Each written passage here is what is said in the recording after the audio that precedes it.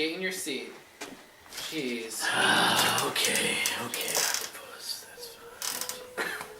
That's right. Get your stuff off. Okay. Come on, this is going on the internet. We need quality content, not just... That was quality content. Not goofing Jesus. around. God. Welcome back. Yes, welcome back, indeed. Welcome back to the Outer Space Gamers channel. I am your host, Octopus, aka Joe Barkley, and then over here is my good friend Gramps. Say hi, Gramps. Well, hello. His name is Tim White. How we doing, Space Cadets? It's been a long summer. We tried were working very hard, and we kind of lost track of our YouTube channel. But no, we almost died this summer. We have been working on some parts of it, but welcome back. Yeah, it's been nice. Been rough, but we finally got in time to go do stuff in our free time. And recently we saw a few movies, and one of them being the newly released It, which is I think a stellar remake, a stellar movie to see. Definitely in a summer of blockbuster movies that didn't go so well. No. Or a lack thereof. You could say. June was like June or May was like the worst box month in a while. Yeah, I think this entire summer has been like a box office woes for the movie industry. But I would say that It, especially when Stephen King kind of preempts the movie and saying, enjoy what you're about to see, it's fantastic. I think when you have Stephen King's blessing and any of that, like you know it's going to be a good film. And so I think for someone that is about to be finished with the book, for a fan of the original Tim Curry one, for both of us, I think it was definitely a pleasant surprise, and the trailers hyped it up an incredible amount for chapter one, but I think it succeeded in it. Yeah, there was 3 different trailers that circulated all throughout the summer, and I think it got me really excited when I learned that it was actually going to be released in September instead of being released in October, because I thought I was going to have to wait another month to wait for that Halloween month to see the movie. Yeah, and I think there was a ton of hype about it. I know, like when we had talked about it initially, you could almost see like an October release, Halloween, being the material of the book and everything. But I think definitely September, just like hit it off really well for us, just in the sense of like it got everything that you were hyped about the summer. Obviously and intuitively, I think it's going to help the box office and everything too. But I would also say though, it's just phenomenally well done, and really a great throwback to the horror thriller genre, and not the gore. We haven't seen I was trying to say a little bit earlier was that we haven't seen a movie, like a horror movie, that has capitalized on fear without the blood and gore, in a very, very long time. And I've also not seen very many horror movies because they haven't had like that monster. They've had like the monster be like the person, which that's creepy. But once you watch Criminal Minds, like every single episode, it kind of gets old, And so it's nice getting like that old monster, villain back in there. And I think I think we were talking about it when we were doing some movie reviews and getting set up to like do some summer reviews or like end of the semester reviews last spring semester. We talked about the Kong movie that just came out, Kong Skull Island, and that connected back to the most recent Godzilla film. And if you wait, spoiler alert, if you wait till the end of the Kong Skull Island movie, they're talking about how they're gonna like be, bringing Godzilla and Kong, and all the kaiju, back together to really have a throwback monster film, which really hasn't been done maybe outside of like Pacific Rim, which was fantastic, beautifully done, by Guillermo del Toro, but this kind of bringing back, 2 well-known monsters, Godzilla, King Kong, awesome. And then with It, the Pennywise, the dancing clown, you have a creature, again, that is, spoiler, is not of this world, that embodies, as you were saying, Joe, the fears of the person that it's trying to capture or they're trying to attack and everything, and so for each character it takes on what they fear the most, and when they overcome that fear, it loses its strength and loses its power, and they're able to defeat it, in the sense of the end of chapter 1.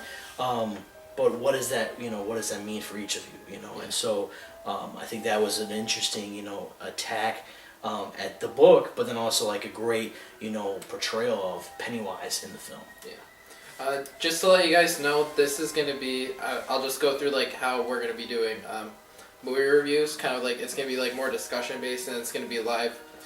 This video won't be edited, just maybe little bits of parts of it, but what we're basically going to do is we're going to go through a little bit of the history of the, before we get too far in, we go through like the history of the movie, kind of like with like the book, and Tim's knowledge of the book and that kind of stuff. Then we'll go into a little bit of the story, not too much spoilers. Trust me, we wouldn't be able to spoil like half of this movie. There's a lot of stuff in this movie.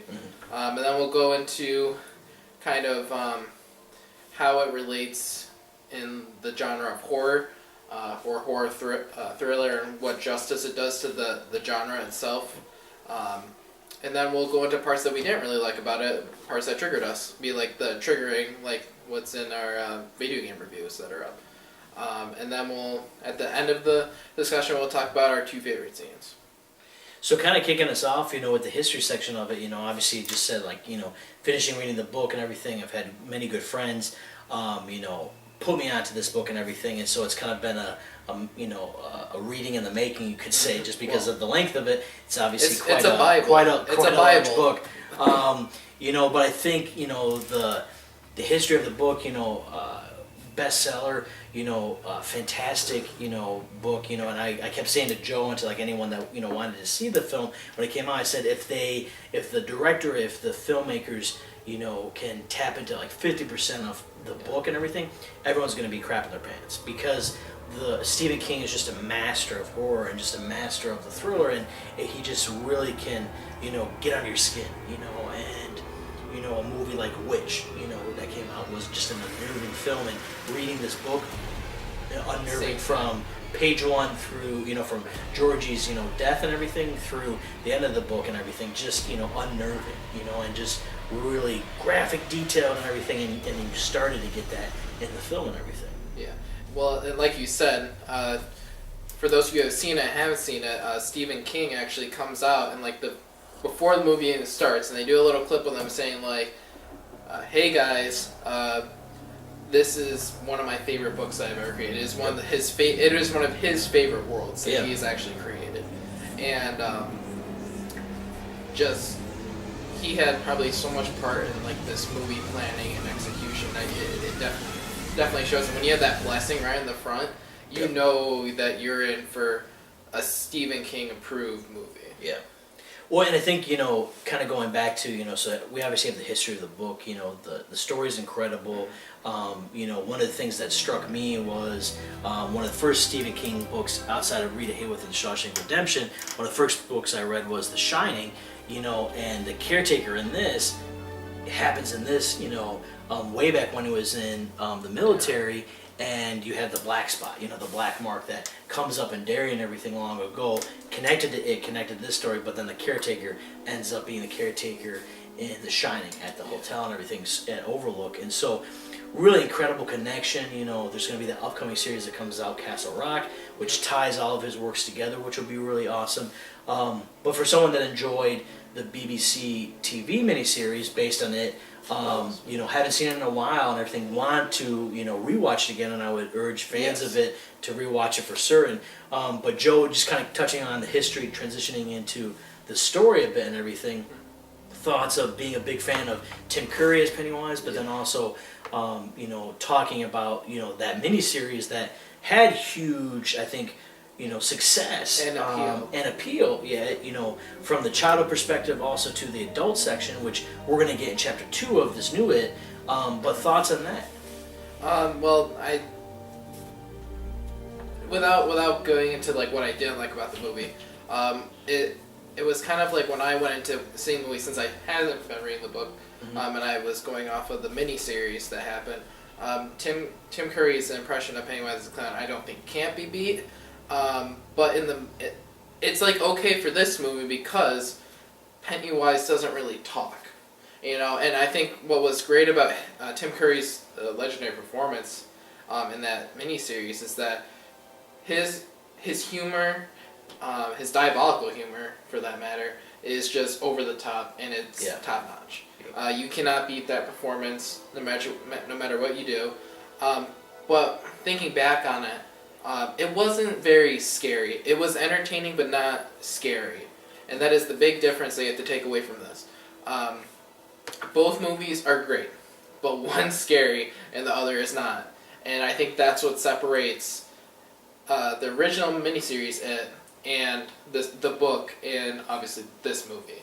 And I think that's like the biggest takeaway is that they're both good times, but if you're like kind of like a more of a comedy fan, and there is really good humor, it's just not coming from Pennywise in this movie. It's coming from the kids. Yeah, it's coming from the kids, the young kids. But in this movie, I couldn't tell you any memorable dialogues from the kids or the adults. The only person I remember being able to recite lines from is Tim Curry. Yeah. So. No, and I think that's an interesting part to bring up and everything, and I would say, like, one of the interesting things kind of delving into the story a little bit, in the book goes back, as I was telling you and everything, goes from like childhood, the kids, when they were, adolescents, early adults, to then when they, 27 years later, when they're adults again and everything, now adults, in their careers, in their lives, you see things mirrored from the childhood in their adult life and everything, from like especially Eddie, to Bev and everything, where even Ben, just in like what he loved as a kid and what now he loves as an adult and everything, and his work as an architect. I think it's interesting, that in the book, the kids around the like late 60s and everything, in the movie kind of bumps it up 20 years to like the kids is like late 80s and everything, and so kind of moving the storyline up a little bit. But I think it works because when 27 years later, we're going to be present time almost with chapter 2, so I think it'll be interesting to see like them do a modern twist to like their adult life and see how that plays out, and and the characters of these kids that we're starting to really love from this, just their actions, their humor, how they act around each other and everything. And one of the things that, especially with the story, that I really enjoyed was there's some great YouTube videos out right now about reviews of the movie, things you may have missed, things you've not seen, Easter eggs. Easter eggs. And one of the things that I found out was that the kids did not meet Bill Skarsgård, who played Pennywise, until the first scene, about a month and a half into production. So they didn't see him in the first scene that they filmed all together was when Eddie fell through the roof at Neapold Street and broke his arm, and Pennywise came out of the refrigerator. Again, spoilers, we'll put a trigger warning at the beginning so people know about this.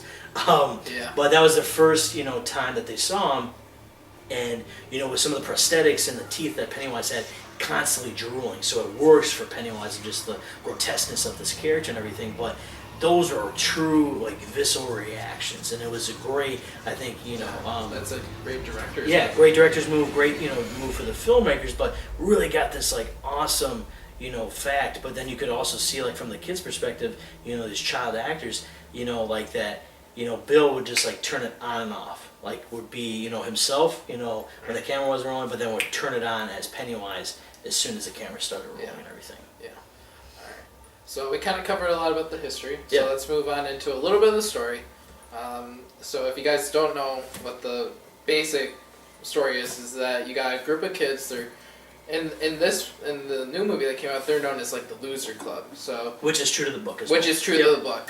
In the original, I really didn't feel, you knew that they were losers, but they didn't make a big emphasis on it. Like this movie makes a big emphasis clear emphasis that they are like the losers. It's a 7 boy. Is it 6 boys or 7 boys? Well, you got Ben Haskell. Yeah. You have Eddie Kasbrick. Stan. Bill Denbrough is starring Bill. Mikey. Mike. No, Richie. Richie, and then Mike Hanlon, and then you have Bev. So Seth. Yeah, so 6 guys, 6 boys, and then Beverly Marsh, who's the sole female of the group. Yeah, and then they live in a town called Derby. And Derry. Yep. Why did I think it was Derby? Maybe roller derby, I don't know. Yeah. My bad. That's the great part of live. Yeah. Live visceral reactions from Joe and Tim. Some reason I thought it was Derby, long day.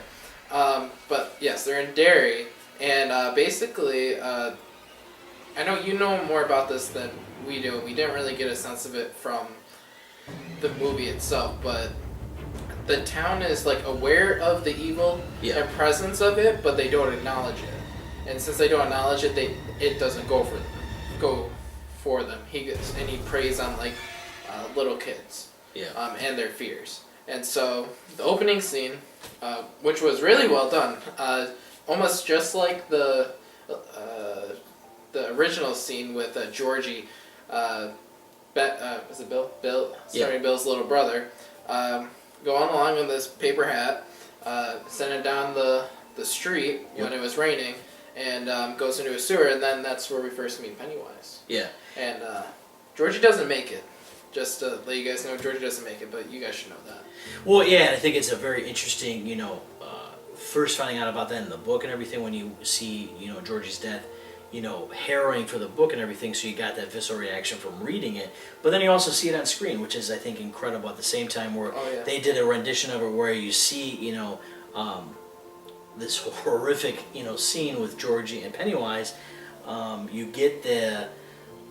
You get the visceral part of it, the horrific, the scary, the horror, the horror of it and everything, and then you move right into the story of the film and finding out, how he preys on children.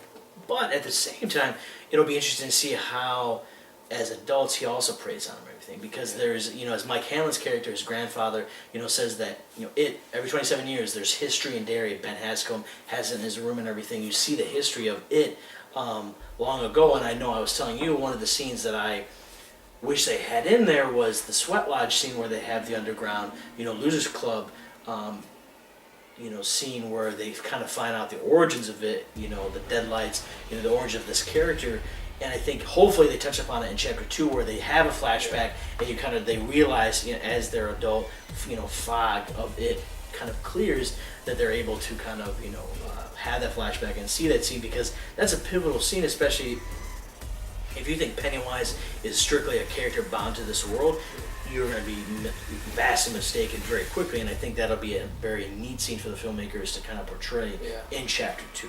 Yeah, and so that's really like the storyline is that you have a group of kids that are at first they were like terrorized by it individually, and they don't know what they're seeing. They just keep telling themselves it's not real, but then once they realize that they've seen it all, they're like, oh, well, we gotta like find it, and then eventually they were kind of forced to go and face to face with it and kill it. So,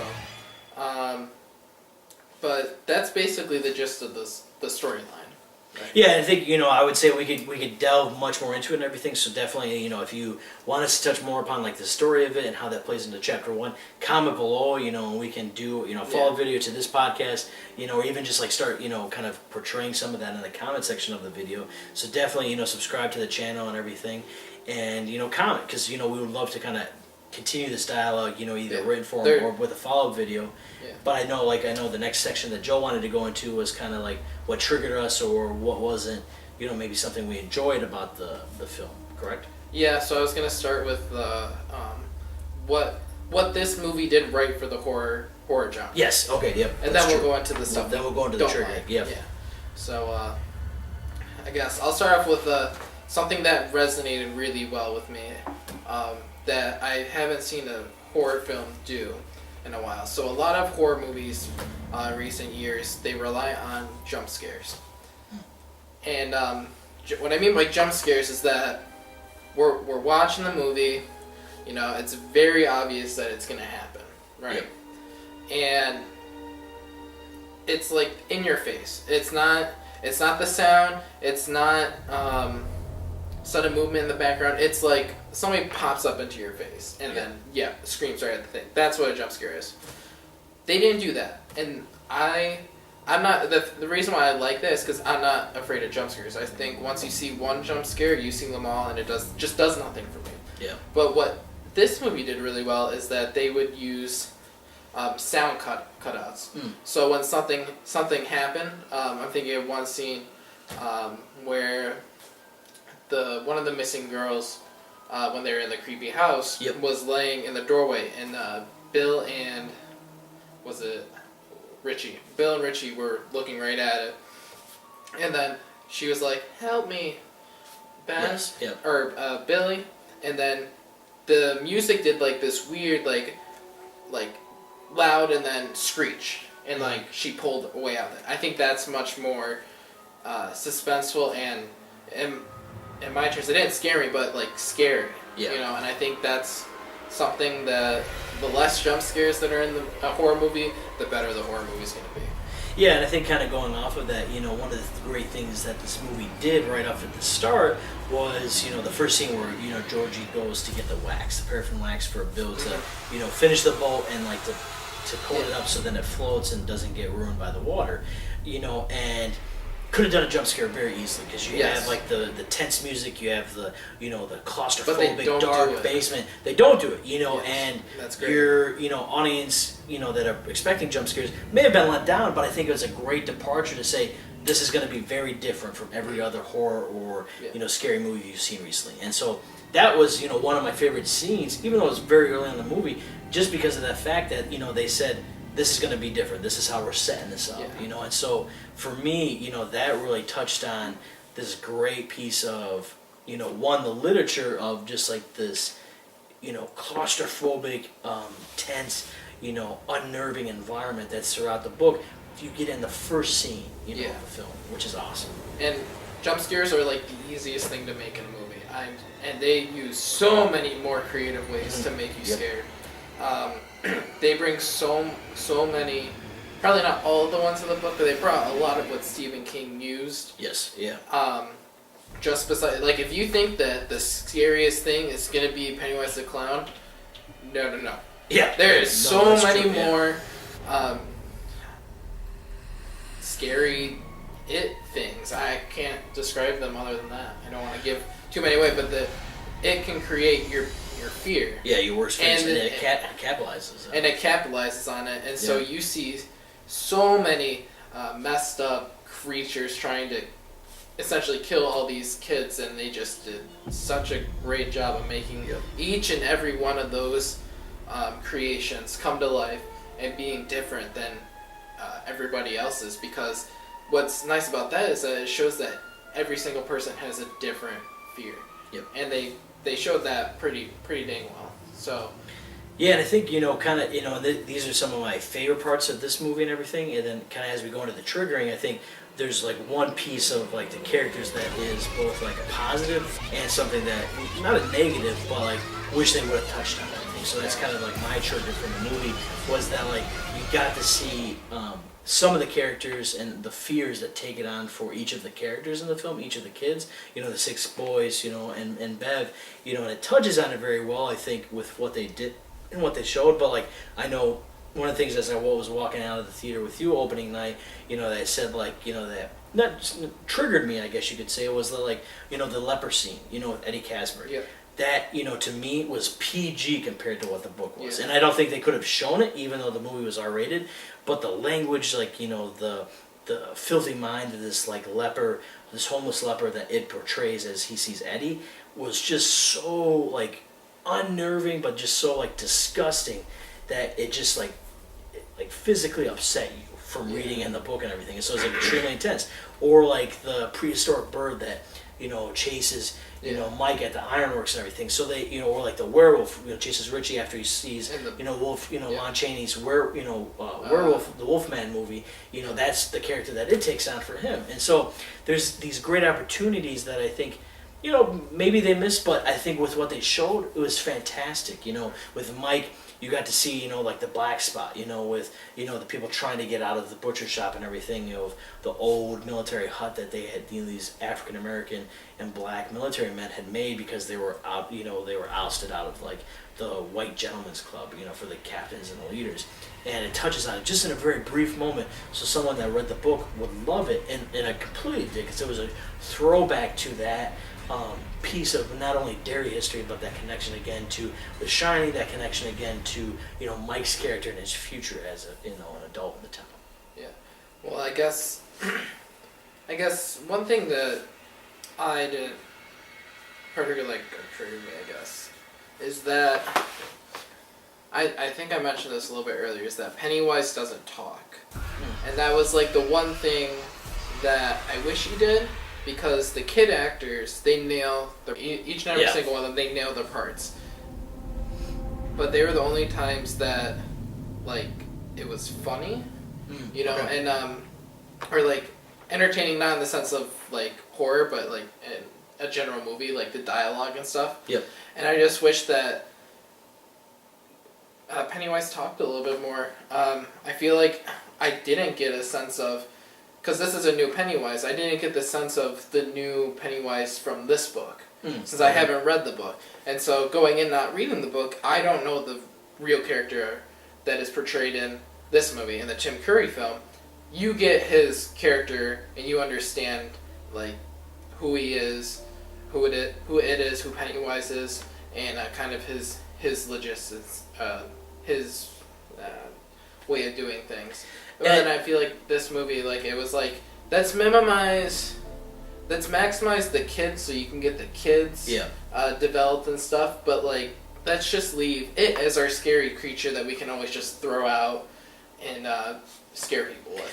Well, and I think like it kind of mirrors the book though in a way, because I think as kids it is a presence, but as adults I think he has that dialogue, because I think if you think about the scenes that you really enjoyed from Tim Curry's is all the kids are adults at that moment, and so he's got a lot of dialogue driven, you know, scenes or monologues during that section. So I'm hopeful that he has those same dialogue scenes in chapter 2, you know, and because of what they did in chapter 1, you know, they have this huge presence of it created, this huge presence of Pennywise, and because of the way they did it, we also know the characters of these kids who we're gonna see as adults in chapter 2 really flushed out to say, yeah, boom, this is it. Like, we know, you know, yeah, Richie doesn't look the same, but that's Richie, or that's Bill, you know, or, you know, this is Eddie. Like, we know it from the performances that the kids did in chapter 1, and we'll see that play out through chapter 2. But then Bill Skarsgård, we'll see him, the presence that he created in chapter 1, hopefully that dialogue will just be as strong and even maybe more so than Tim Curry possibly, you know, in chapter 2. So yeah, we'll have to see. But I really like this movie, guys. It's just so in your face. It's so good. There's not that much bad I can fault it for, because it's like, you can watch it so many, like the original miniseries, so many times, and it just does not. This movie's totally different. Yeah. So it would be unfair to compare like everything in the original to this movie, because they're so different on so many levels. But with that, let's just keep moving right along into our favorite scenes. So spoiler alert. We'll let you guys who haven't seen the movie, just kind of skip to the what our final rating for this chapter of the film is, and I'll let you start with your favorite part. So I'll talk about 2 scenes that I really liked for the film. You know, one, you know, I'll probably touch on the black spot. You know, with the Mike Hanlon scene with like the hands coming out of, you know, the butcher shop. Like, that was just a very poignant scene that connected me back to the book, but also just like visually, it was very stunning, like very scary, like, you know, and you had to know his character, but then also the book and the history to really flush it out, and it just, like, it nailed it. It was fantastic. Really liked it. That was like in the opening scene, right? Yeah, like pretty early on. It was like one of Mike's first scenes or something, or maybe a second scene. Like probably 15 minutes in, I would say. Yeah, so like it was pretty early on in the film for sure, and like definitely within the first act of it. Yeah. And I guess like the next scene that was really, like, I really enjoyed too, and a little bit different from the book, but the projector scene where like all the Lucius Club all comes together, you know, in Bill's garage and everything. They put up the dairy map. They have the projector of the sewers and everything, and you see, you know, that it, you know, lives in the well house that's, you know, created where everything in dairy history is kind of stemmed from and everything. Where, you know, initially, you know, the coming of it may have like fallen, and that's like where they built it around. You know, but the control of like the projector, you know, portraying it popping up in the imagery that, you know, is Bill Denbraugh's, you know, family and pictures, you know, the Georgie connection again, you know, and that was just a unnerving scene, you know. It was. It was some jump scares, but just scary in general. It wasn't even that, like, you know, the jump scare was maybe when like it didn't show itself on screen and then popped out, and was this huge, commanding over, otherworldly, large presence in the garage, it almost could have wiped out all of the, the Losers Club in one fell swoop, and it really, unhinged the group in many ways, but just a powerful, powerful scene, and really enjoyed it. Like, just, catapulted you into this world again, and just said, boom, this is the statement we're making, we just proved it. Yeah, and that was, if you want to know a time frame, that was like halfway through the movie. And yeah. There was a lot more to come still, and I was like, holy cow. Because we had seen, that was one of the trailer scenes, but it elaborated so much more on that, and that was a pleasant surprise from, I watched all the trailers for it, and I knew of that scene, I knew what was coming, but then as soon as I finished watching that scene, it was just, like, I didn't expect them to go that way with it exactly, at all, yeah. So this movie is, like, really good at, like, throwing, like, just stuff at you that you wouldn't even expect. Yeah, no, but most certainly. Which will go into my favorite scene, which is also towards the beginning. It's when it appears to the kid called Ben. And Ben reminds me of me because, like when we were all young, we were like, a little fat and chubby, and that was me.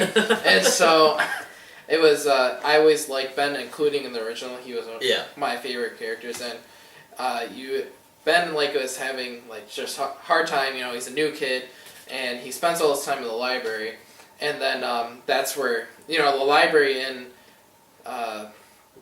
the original film actually has my favorite scene in it when Richie is older. And Pennywise is up. And Pennywise is upstairs, shaking his noisemaker, his noisemaker, messing with Richie, and that was one of my favorite scenes, and it was kind of beep beep Richie, and that comes back, and I love that part, but that was like one of the later scenes, right? Yeah, it was more toward when they went back to the Neapolitan Street house, like for the last time.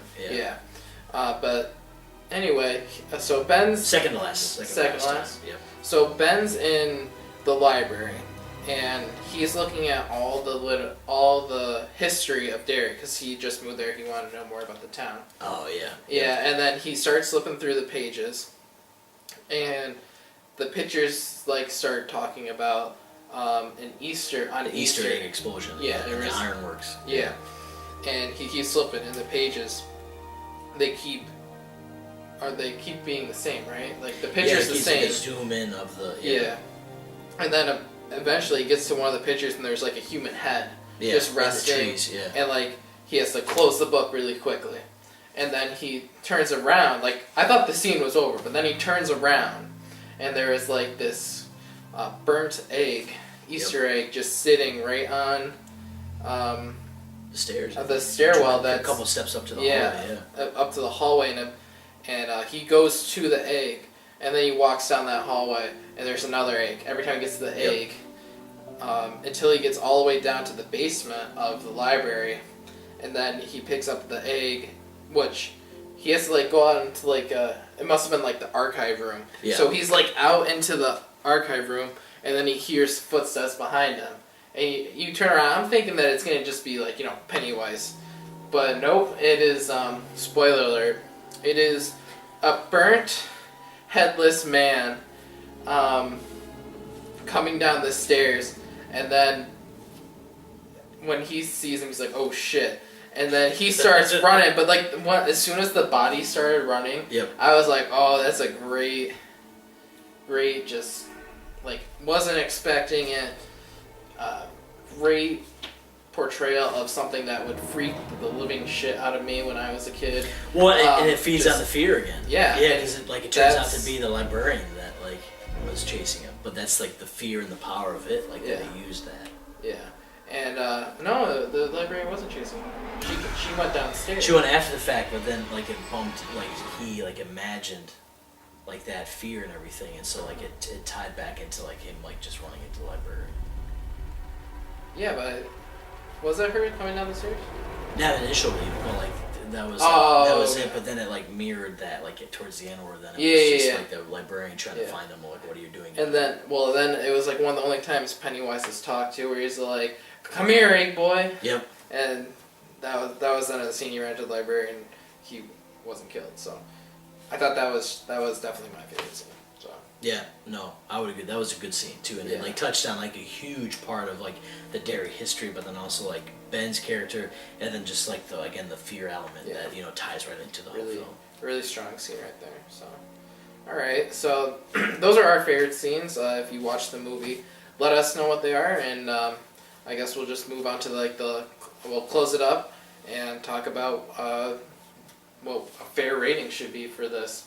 We'll try not to give a number score, because number scores I don't think they're accurate, because you could give like a movie a 5, but you can like still want to see it, Yep. Like, I know Conan with Arnold is definitely not on a rating scale. It would probably be like a 4, but I still had a great time watching it. So we'll probably just say like